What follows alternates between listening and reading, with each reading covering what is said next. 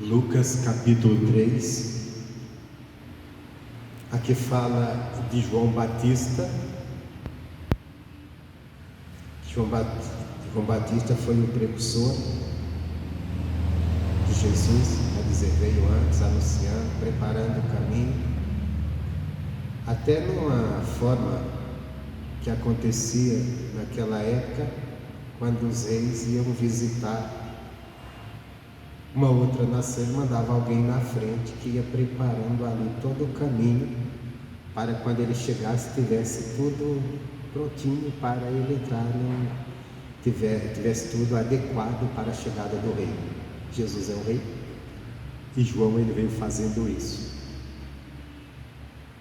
E diz assim: no ano 15 do império de Tibério César, sendo Pôncio Pilatos governador da Judéia, Herodes tetrarca da Galileia, seu irmão Filipe tetrarca da Itureia e da província de Traconetes e de Lisânias, tetrarca de Abilene. Aqui uma coisa que me chama a atenção é que, olhando bem aqui, o personagem principal aqui desse texto bíblico seria João, mas aqui fala o nome das autoridades da época, dos governadores da época, dos reis que estavam governando na época. Isso mostrando o quanto é importante isso, né? Quanto é importante, porque esses homens têm uma responsabilidade dentro disso aqui. Eles têm uma responsabilidade, eles podem ou ajudar ou atrapalhar aquilo que seria feito, ser usado para o bem ou para o mal, já que eles eram autoridades. Me fala mais. Sendo Anás e Caifás sumos sacerdotes, veio no deserto a palavra de Deus a João, filho de Zacarias. Então, lá no deserto veio a palavra de Deus a João. E qual que palavra foi essa? Aí diz, versículo 3: e percorreu toda a terra ao redor do Jordão, pregando o batismo do arrependimento para perdão dos pecados, segundo está escrito no livro das palavras do profeta Isaías, que diz: voz do que clama no deserto, preparai o caminho do Senhor, endireitai as suas veredas, todo o vale se encherá e se abaixará todo o monte inteiro, e o que é tortuoso se endireitará, e os caminhos escabrosos se aplanarão, e toda a carne verá a salvação de Deus. Dizia, pois, João à multidão que saía para ser batizada por ele: raça de víboras, quem vos ensinou a fugir da ira que está por vir? Produzi, pois, frutos dignos de arrependimento, e não comeceis a dizer em vós mesmos: temos Abraão por pai. Porque eu vos digo que até destas pedras pode suscitar filhos a Abraão. Nós vimos que a mensagem de João não era uma mensagem agradável. Depois Jesus ele cobrou até as pessoas, as autoridades religiosas, porque eles não creram no Evangelho de João. Mas por que eles não creram? Porque na verdade eles não aceitavam. Muitos aqui foram fazer o que? Se batizar, porque eles acham que se batizasse estaria tudo bem, se batizar estaria tudo bom, tudo tranquilo. Que é isso que as religiões geralmente ensinam. Elas ensinam rituais que você faz e está tudo bem. Por exemplo, você pode dizer que você é uma pessoa cristã apenas porque passou pelas águas do batismo. Você pode dizer que você é uma pessoa cristã porque um dia você, quando criança, teus pais te levou num lugar para te batizar. Mas o verdadeiro cristianismo é ser parecido com Cristo, é estar disposto a aprender com Ele e viver. Esse é o desafio nosso. Porque nós podemos dizer, eu sou cristão. É fácil a gente falar isso para qualquer pessoa. mas nós precisamos viver o Evangelho. E não adianta, o Evangelho de Jesus Cristo, ele não é o Evangelho que o mundo quer ou que o mundo se agrada. Se você for falar para ir para todo mundo, para Deus, com aquelas mensagens criadas de motivação, que você seleciona, escolhe lá um versículo, e Deus é bom, Deus está te abençoando, Deus vai fazer maravilha na tua vida, Deus vai fazer tudo isso, todo mundo vai gostar, todo mundo vai querer. Só que nenhuma bênção de Deus virá sem uma transformação, sem uma mudança. Jesus estava vindo, Jesus era o quê? A salvação, era não é? A salvação da humanidade. Mas para essa salvação tinha que chegar às pessoas e valer na vida delas, tinha que vir o arrependimento. Isso não mudou, irmão, está até hoje. Por isso não adianta a gente querer pregar um evangelho onde a gente vamos só mostrar as bênçãos. A gente tem que mostrar as bênçãos para a pessoa crer, mas assim nós temos que mostrar a importância da obediência, a importância da conversão, porque arrependimento é conversão. João disse: ó, vocês querem se batizar? E ele tem uma coisa aqui que ele perguntou que me chamou a atenção, porque ele faz a pergunta assim, ó. Deixa eu encontrar aqui de novo. As pessoas vieram se batizar.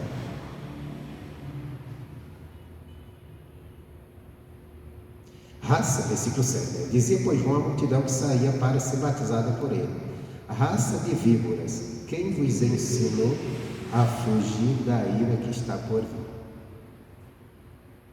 Isso é sério, é? Isso é a mensagem do Evangelho de hoje também. Sabe por quê? Porque há uma ira que está por vir. Que ira é essa? Quando Jesus estava vindo ali, quando Jesus vinha, ele vai vir fazer o julgamento. E junto vem a ira para aqueles que não obedeceram. Isso aí qualquer um pode ler lá em Romanos, no início de Romanos. A vinda de Jesus diz assim: quão terrível é o dia do Senhor. Não vai ser um dia bom para a humanidade. Não vai ser um dia de festa para a humanidade.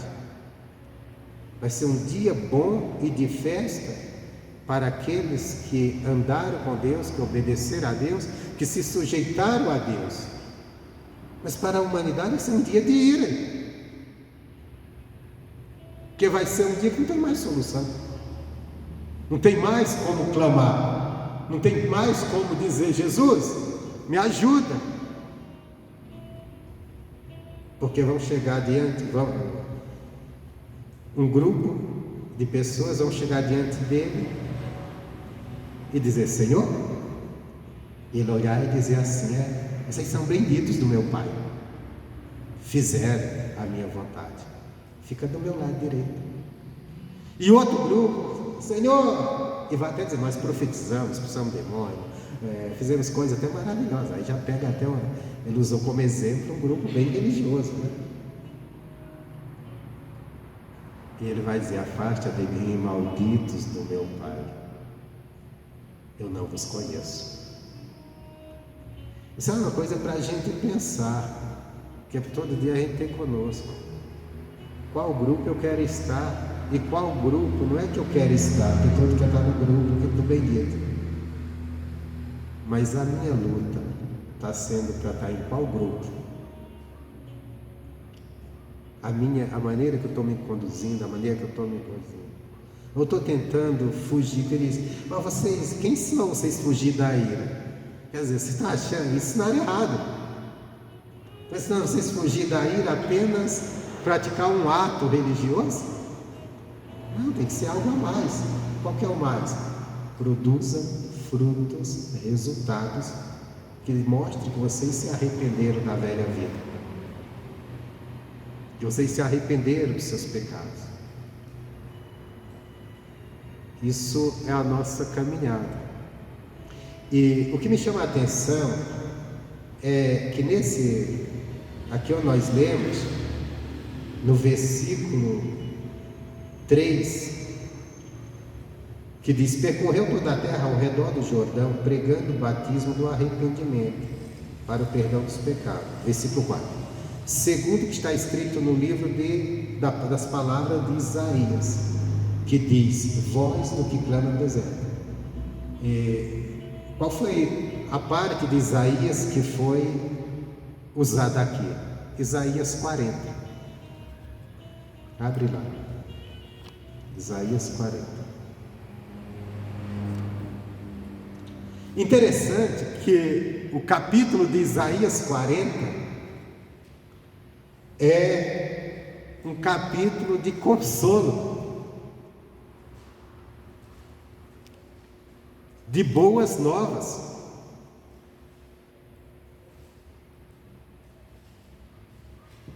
Não é um capítulo é um capítulo de consolo. E por isso que ele foi citado, porque João estava anunciando um consolo para a nação de Israel, que era a vinda de Jesus, que era o Salvador de Israel e da humanidade. Só que o que chama a atenção aqui é a pregação. O primeiro versículo já diz assim: consolai, consolai o meu povo, diz o vosso Deus. Olha só. Aí diz: falai benignamente a Jerusalém e brandai, que já sua malícia é acabada, que a sua iniquidade está expiada, e que já recebeu em dobro da mão do Senhor por todos os seus pecados. Bonito, isso aqui está ótimo. Isso aqui é você. Então agora estou bem, está tudo bem. Então agora, vida que vai em frente. Só que aí vem o versículo que foi citado lá em Lucas, que é o versículo 6, que diz assim: uma voz diz, clama. Então havia uma voz dizendo para alguém, clama. Esse clamor aqui não é o clamor clama a Deus, é o clamor de clamar a nação. Clama a nação, fala com a nação, grita para a nação, porque esse era o trabalho de João, esse é o trabalho da igreja hoje. Clama. E aí diz assim: e alguém disse que hei de clamar. Então era para anunciar um consolo, consolação, era para anunciar algo bom. E alguém, então vai, chama, grita, fala para o povo. Ele diz: o que é que eu hei de dizer? O que eu hei de clamar? Aí ele diz assim: olha o que há de clamar: toda a carne é erva, e toda a sua beleza como flor do campo. Seca-se a erva e cai a flor, soprando nela o Espírito Santo. Na verdade, o povo é erva. Seca-se a erva, cai a flor, porém a palavra do nosso Deus subsiste eternamente. Então, para essa boa nova passar a valer na vida das pessoas, ser uma realidade, o que era que tinha que levar as pessoas? Qual a mensagem? E qual a mensagem que nós temos que levar? É a mensagem que o homem é uma erva, que às vezes põe uma flor, se enche de beleza, mas que logo passa. O que é isso? Mostrar ao ser humano, mostrar ao homem quem ele é. O homem é cheio de orgulho, é cheio de soberba, principalmente quando o homem consegue realizar algo grande. Aí, meu irmão, ele é esse ser que dono de si. Uma vez um rei, ele construiu uma grande cidade, e ele estava andando pelo pátio da cidade e olhou aquela beleza, que foi a cidade de Babilônia, e ele disse: Babilônia, que eu construí para a minha glória. Naquela hora uma voz do céu disse: olha, a partir de hoje você está perdendo essa glória, você vai morar no campo como um animal, comer erva como um animal, até que reconheça que o Senhor é. Irmão, os homens, eles, com o tempo, nós estamos vendo um tempo que os homens construíram muitas coisas, fizeram muitas descobertas, se encheram de conhecimento e se incharam, se inflamaram nisso. E a mensagem do Evangelho é para mostrar que o homem, por mais que ele cresça, não é nada, que a glória dele passa, que a glória dele passa. Quantas nações não já se levantaram e foram poderosas na história e que hoje não são nada. Outras tomaram o seu lugar. E aquelas que tomaram se sentem donas, se soberbecem dos seus feitos. Nações, governo, mas sem reconhecer quem é Deus, sem reconhecer quem Ele é. Vai passar toda a glória. Porque aqui Deus falou do homem, para que o homem compreendesse, entendesse. E Deus disse assim: sabe o que é que permanece para sempre? A palavra de Deus. Essa que permanece. Não adianta. O homem ganha poder, o homem ganha, constrói coisas, faz uma glória para si mesmo, ou até uma nação para si. Se soberbece naquela glória, no que fez, mas passa, tudo passa. Você pode ser uma pessoa muito lutadora e com sua luta você pode ter muitas conquistas, e Deus não vai impedir não que você terá. E talvez até se você transgredir a palavra de Deus consiga até mais. Que isso, pastor? As riquezas do mundo estão aí. Quantas pessoas não fizeram as suas fortunas passando por cima de todos os mandamentos de Deus?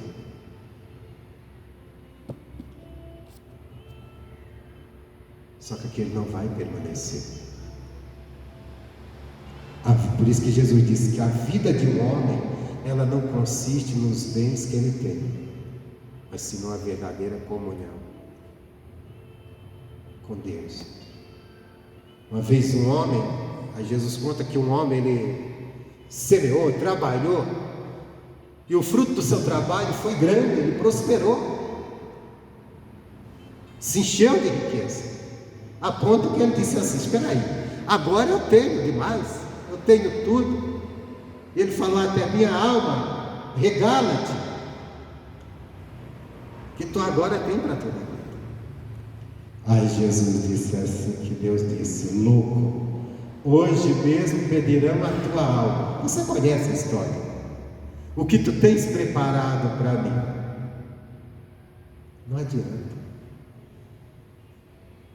Se não estivermos com a palavra, se não colocarmos, não valorizarmos a palavra de Deus acima de todas as conquistas do homem, isso pode ser grande, mas a queda sempre é maior.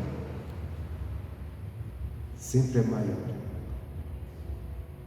E não precisa a pessoa cair, desmoronar, não. Ela pode até morrer achando que está por cima, que é o pior, né? Morrer achando que está por cima. Mas deparar-se com Deus, Deus diz: você tem preparado? Você preparou para comigo? Nada. Nada, Deus. Ah, Deus, mas eu conquistei isso, eu conquistei aquilo, eu fiz isso, fiz aquilo. Não vai adiantar nada.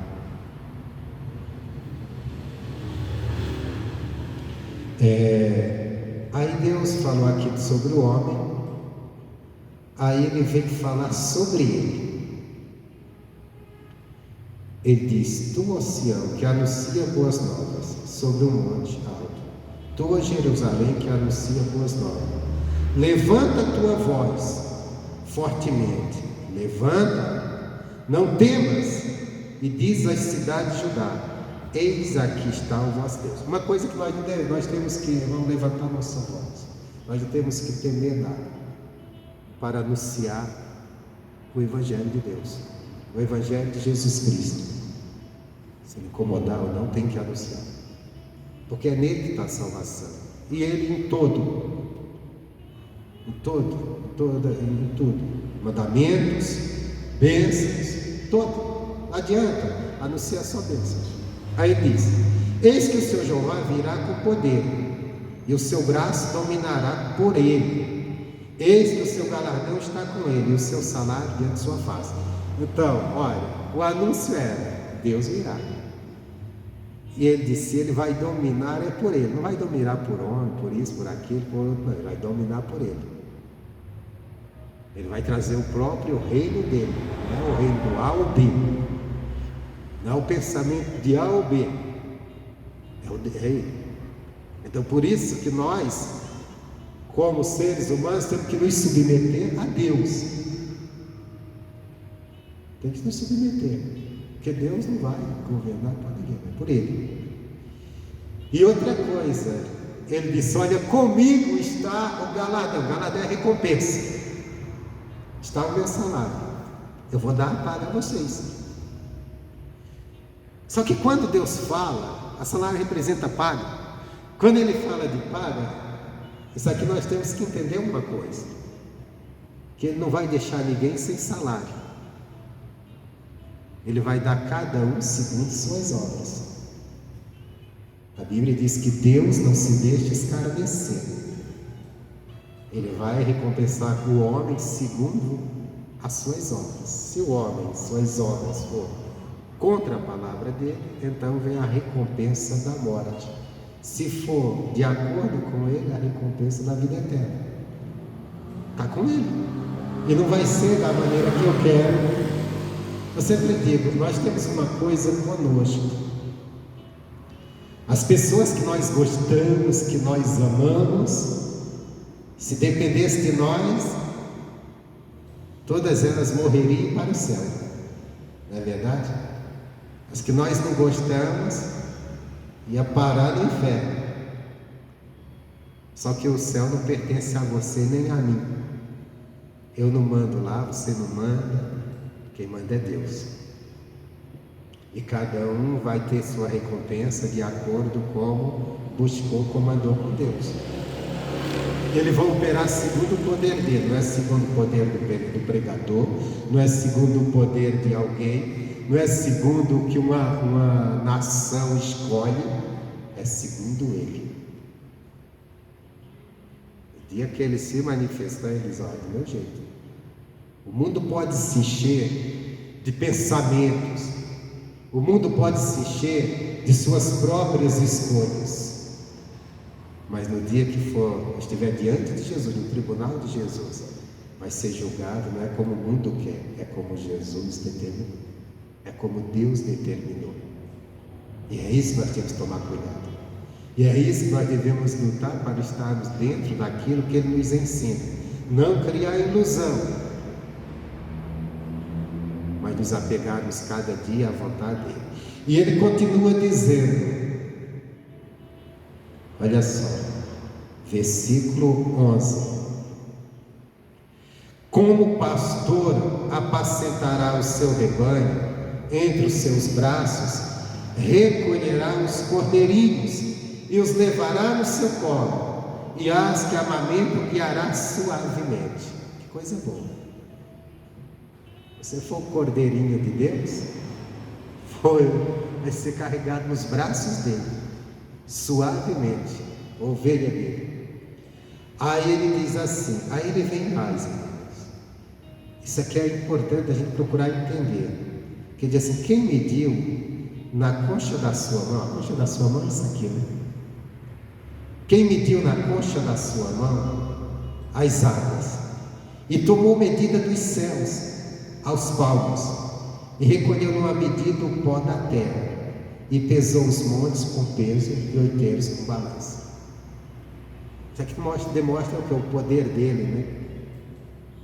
Está dizendo, ó, todas as águas que estão sobre a terra, ele diz, cabe na palma da minha mão, na concha da minha mão. Eu domino elas. Não é que Deus estende a mão e fica com tudo que é água na mão. É que ele está dizendo assim: eu tenho poder sobre isso. Eu tenho poder sobre isso. Eu tenho poder sobre o mar. Eu tenho poder sobre a terra. Eu tenho poder sobre os céus. Fora de mim não há ninguém. Eu estava lembrando esses dias de uma frase que alguém escreveu aí numa numa rede social do Twitter, há tempos atrás, que dizia assim: quem é Deus? Deus é o povo. Ai, que frase feliz desse camarada, soberba total, às vezes por causa da grandeza humana. Aí Deus diz assim: quem guiou o Espírito do Senhor, ou como seu conselheiro ensinou? Isso aqui é uma coisa tão séria quando a gente lê esses versículos, porque às vezes nós queremos aconselhar Deus como Ele deve fazer a obra dele. Nós queremos dizer como Deus deve fazer. E nós só temos cada dia nos sujeitarmos a Ele, saber que Ele reina, que Ele é Senhor e que Ele faz a sua vontade, não a nossa. Esses dias eu estava conversando com a minha esposa e eu estava falando, a gente estava falando sobre a palavra, e eu falei assim: olha, por que é que o mundo ele é tão contrário ao Evangelho de Cristo? Porque o mundo tem seus conceitos e eles querem colocar Deus dentro de seus conceitos. Eles criam um Deus imaginário. E como é que nós criamos um Deus imaginário? Nós criamos um Deus bom segundo a nossa maneira, não bom segundo a maneira de Deus. Só que Deus é segundo a maneira dele. Deus, Ele é Senhor, e o que Ele faz, ninguém questiona. Se tem uma coisa que não consegue compreender Deus, é o humanismo. Esse nunca vai entender Deus, vai sempre criar uma pessoa apegada ao humanismo. Ela vai sempre criar um Deus da sua mente, mas não vai se sujeitar ao Deus da Bíblia, porque ela não vai entender. Você pega, por exemplo, fala para um humanista, quando Deus manda o povo de Israel, o rei de Israel, destruir uma nação. Ah, vai dizer: o que é isso? Se você olhar, por exemplo, a própria promessa de Deus a Abraão, que iria abençoar a terra na descendência de Abraão. Aí Deus pega Abraão, separa ele e diz: você vai para a terra de Canaã, você vai peregrinar lá, e aquela terra será da tua descendência. Irmãos, vamos colocar isso em planos humanos. Como seria isso humanamente? Deus colocaria Abraão ali, Abraão gerava filho, o filho de Abraão gerava filho, os filhos dos filhos de Abraão ia gerar outro, a nação ia crescendo naquela terra, ia só tomando posse, só prosperando, só governando, só enriquecendo. Isso seria qualquer pessoa que tivesse um plano de ajudar alguém, de dizer: olha, eu separei esse lugar, é para você, é para os seus filhos venceres, vai ser de vocês. Você ia colocar e dizer, dar condições. Só que Deus leva Abraão, diz: essa terra será da tua descendência. Mas aí Deus diz assim: mas para isso se cumprir, a tua descendência vai sair dessa terra, vai para uma terra estranha e vai ficar 400 anos como escravo, sofrer para danar, e depois eu trago para cá.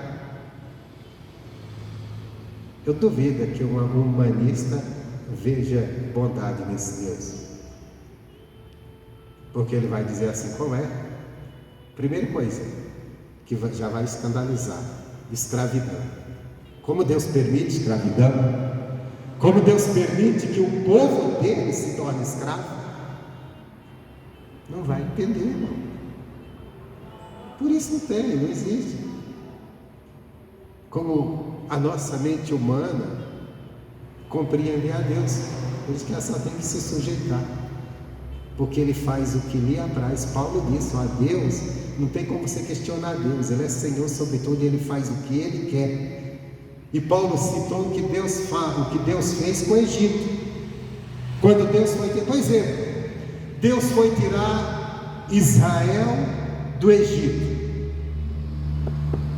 Aí Deus disse para Moisés: vou tirar com o braço forte. Deus não tinha poder de convencer o coração de Faraó e dizer: olha, manda meu povo embora. Tinha ou não? Tinha, mas ele não fez. E ele disse ainda mais: eu vou endurecer o coração de Faraó.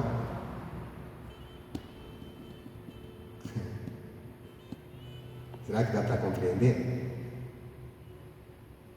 Quando você lê o que o povo do Egito sofreu para que Deus tirasse o povo dele lá do Egito, um país inteiro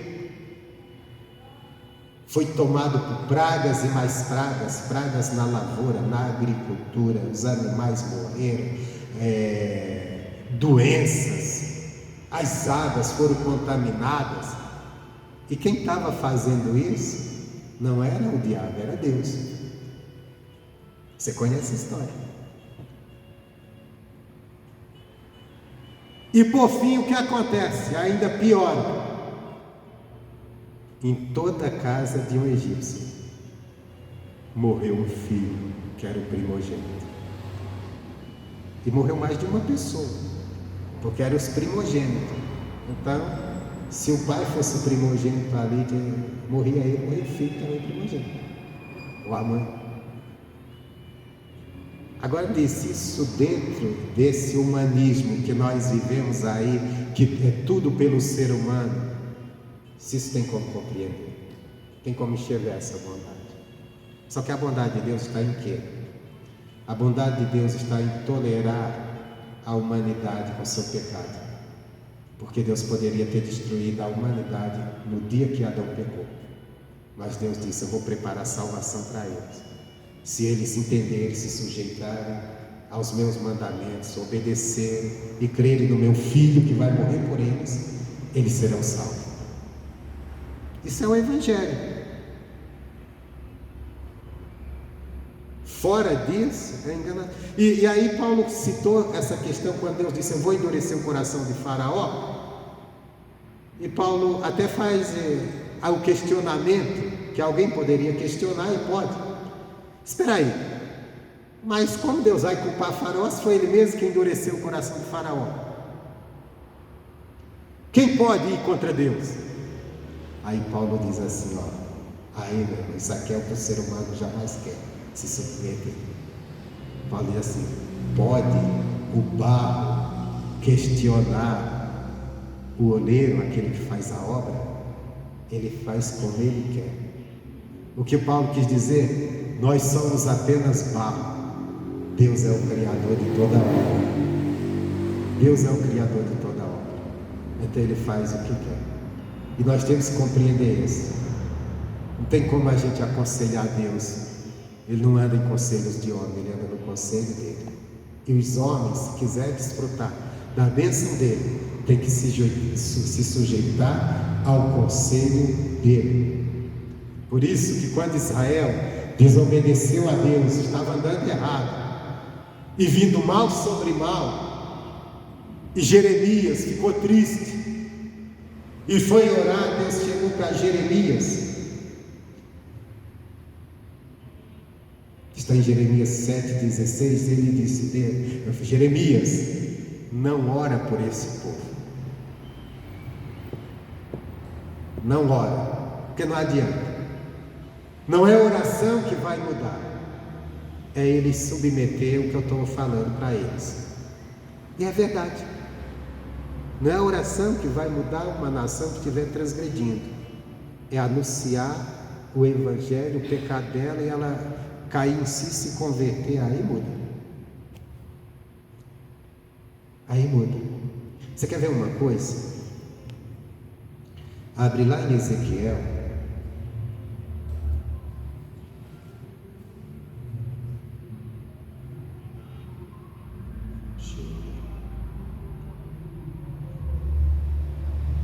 Ezequiel 7,6, acho que é isso, se eu não estiver errado aqui. O que Deus falou para Ezequiel, que às vezes a gente acha: não, vou me santificar, eu vou orar, e Deus vai abençoar, e Deus vai fazer isso. Lógico, nós devemos nos santificar para andar com Deus. Nós devemos buscar a Deus. Mas se você estiver buscando por gente errada, que não queira nada, não é a tua santificação, é as pessoas que tem que santificar. Deus chegou para Moisés e disse: Moisés, santifica o povo, que amanhã eu vou fazer maravilhas. Ele não disse: Moisés, te santifica. Ele disse: santifica o povo. E lógico, Moisés também era povo, né? Então, mas é um povo, não é? Deus nunca trabalhou com uma pessoa só como guru, é um povo. Ezequiel, capítulo 7, versículo 26.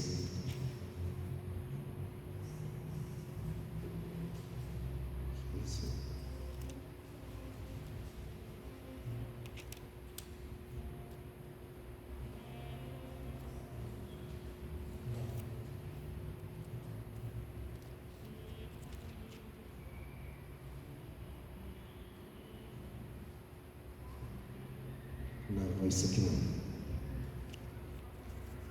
Deixa eu ver aqui. Tem isso aqui marcado em outro lugar.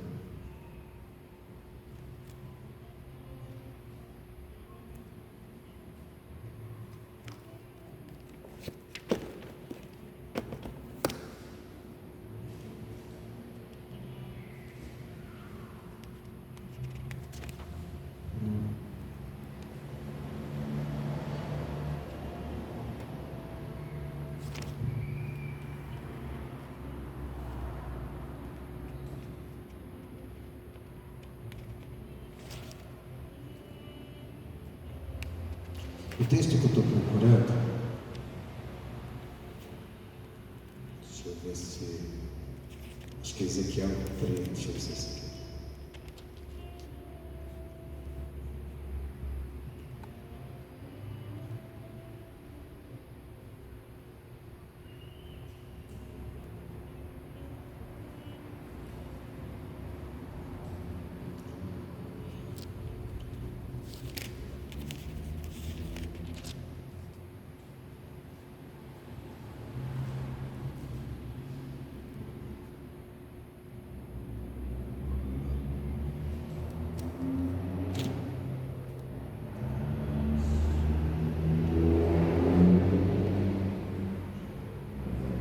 Eu fiz uma marcação aqui errada, mas eu vou te falar, acho que eu não estou com essa marcação aqui, eu tinha marcado em algum lugar. Ele chegou para Ezequiel, Deus chegou para Ezequiel e falou assim: ó Ezequiel, se um povo pecar contra mim, lógico, isso é pecar e não sair do pecado. Ele disse: e se tiver 3 homens no meio desse povo? Aí ele citou 3 homens justos: Jó, Daniel e Noé. Se tiver esses 3 homens, pela justiça deles, eles não salvarão o povo, eles salvarão apenas a vida deles. Então, você pode ser justo, mas pela tua justiça você não vai salvar o outro. Por isso que nós temos que anunciar o Evangelho. A salvação está em a pessoa reconhecer que é para ela sair do pecado e aí sim ela encontrar a salvação. Por isso que João Batista, ele veio anunciando. E ele não veio dizendo: olha, Jesus está vindo aí, hein? Jesus vai restaurar Israel, Jesus vai abençoar. Ele veio preparando. Ele preparando o povo estar disposto a receber Jesus em santidade. Então ele disse assim: olha, arrependemos-se e produzam frutos de arrependimento. E esse é o evangelho que nós temos que levar. O evangelho que Deus tem a bênção, que Deus é justo, mas que precisa, carece de arrependimento. E voltando lá onde eu estava, no Isaías 40, que Deus fala das nações. Versículo 17. Deus diz assim: todas as nações são como nada perante Ele. Ele as considera menos do que nada e como uma coisa vã. A quem, pois, farei semelhante a Deus? Ou com quem comparar isso? Quer dizer, você já imaginou? Eu estava pensando nisso aqui. No versículo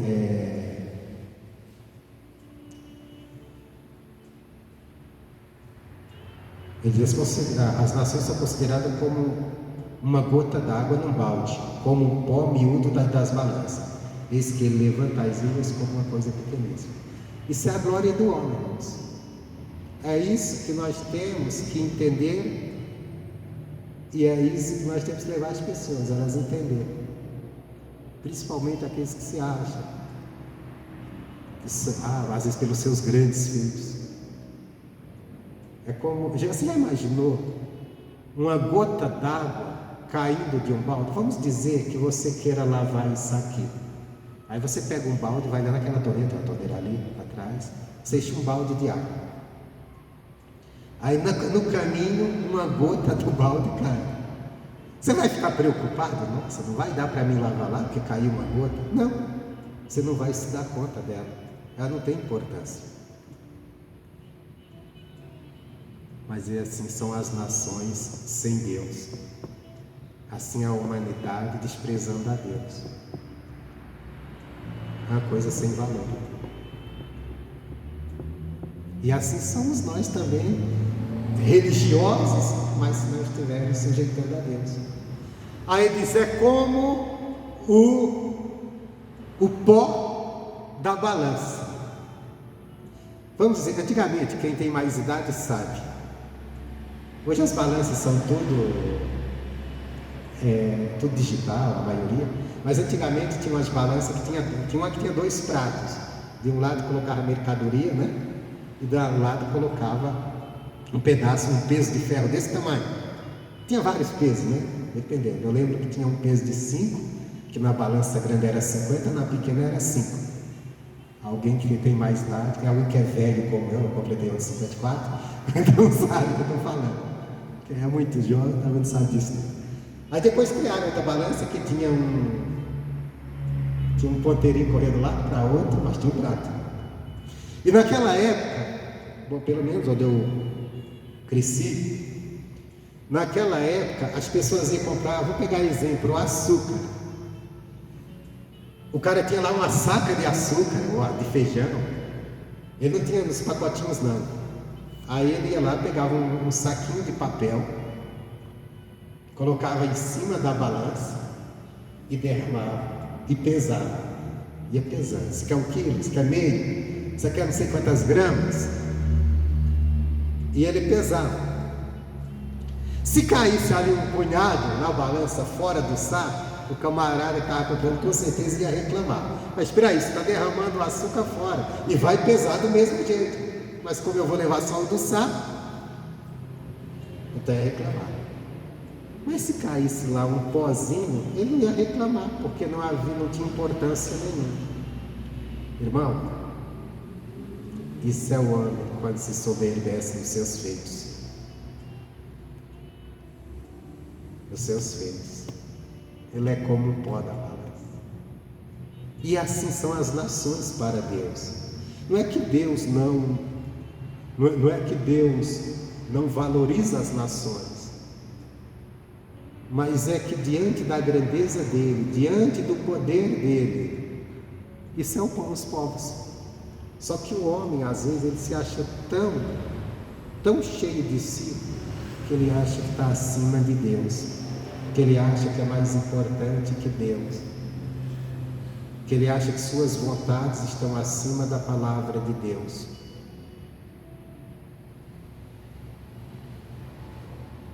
E teve uma coisa que eu estava lendo hoje que me chamou a atenção.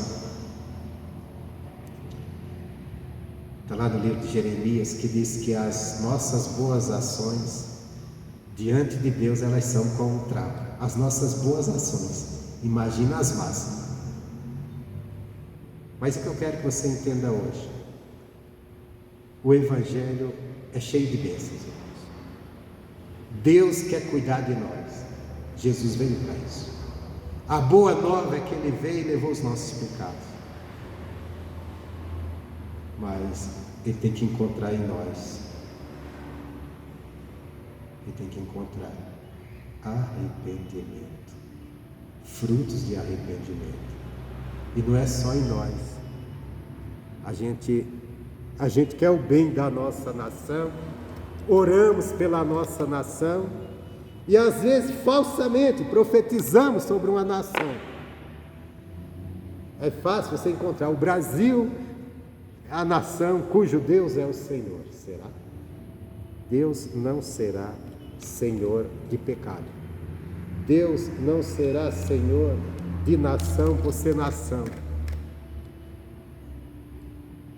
Deus vai ser Senhor de uma nação que se renda a Ele, que tenha Ele como Senhor. Porque Ele diz assim: como me chamais Senhor, Senhor, me se sujeitar. Se a nossa nação não se sujeitar a Deus, não adianta a gente esperar bênção para essa nação. E eu não estou falando de material não, porque o material pode até crescer. Porque tem muitas nações que desprezam a Deus, desprezam e chegam no topo. Só que está vivendo o Salmo 73, lugar escorregadio. No dia que cair, não tem o que se segurar.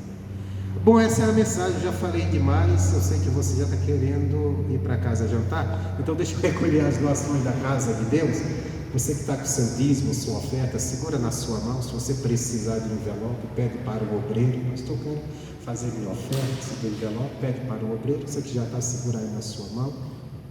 Lembrando, quarta-feira é o culto da família. Venha lutar pela sua casa, sua família. Irmão, vamos lutar pela nossa família. Eu estou orando pela minha família de carne. Irmão, eu não estou orando que eles prosperem, que eles sejam bem na vida. Eu quero que eles sejam. Eu estou orando que eles se convertam. Porque eles podem ganhar muito dinheiro.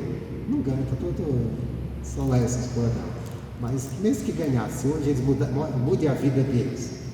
Se não tiver Deus, irmão, vai morrer, vai para o inferno e acabou. E não é porque eu gosto deles que ele vai se livrar, não. Não é.